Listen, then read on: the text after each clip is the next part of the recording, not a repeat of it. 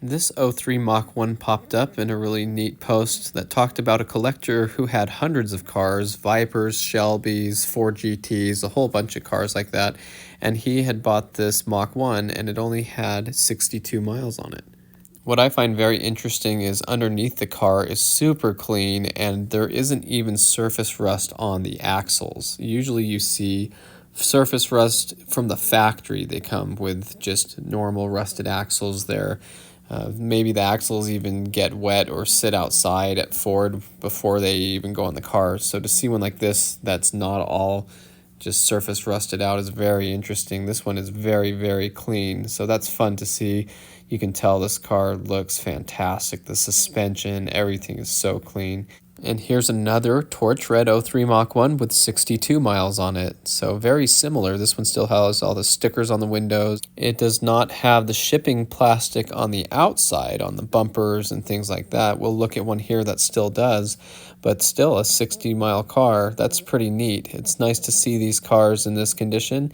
And of course, there's a big debate on whether you should do this to a car or not. I think it's okay to have a few collector ones out here like this because some of them were wrecked on the first day of ownership and those cars are long gone. So why not just consider this a car that was long gone, you know, when it was born? And in this case, it's just been a collectible piece that we can look back on and see originality and stuff. So pretty cool to see this car, and look how nice it looks. The comfort weave on the seats, everything looks really nice and new, and it's fun to see what they looked like when they were original. And you know, this one's been in a garage, stored its entire life. Now here's another torch red Mach 1 that only had 500 miles on it, still on the original Goodyear tires. Very nice looking car. It's fun to see these pop up.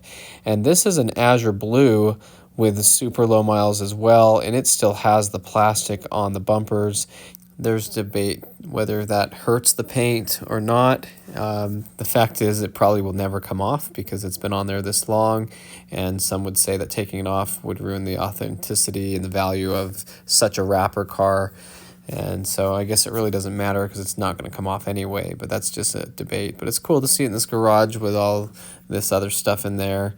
It looks like they do pull it out from time to time. It's said to have less than 10 miles on it. It's a single-digit car, so there's the shot of the plastic on the bumpers and everything. And so kind of interesting to see it this way. This would be pre-dealer prep, which means it's a wrapper car and it was picked up at the dealership and it wasn't touched ever since. So I always like looking at the window stickers. If you look at the bottom right of the window sticker, it shows the date. This looks like February of 2003, so a little bit into the '03 model year. And that's kind of fun to see, and just look at window stickers. And I like to look at where the cars were delivered to. This one came from Florida. So very fun to see this azure blue Mach 1 and just look at what it looked like when it came off the truck with the plastic on it and stuff.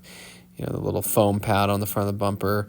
The seats, of course, covered in plastic, everything just like it was when it was delivered. And I would say if you're going to take that plastic off, that's okay.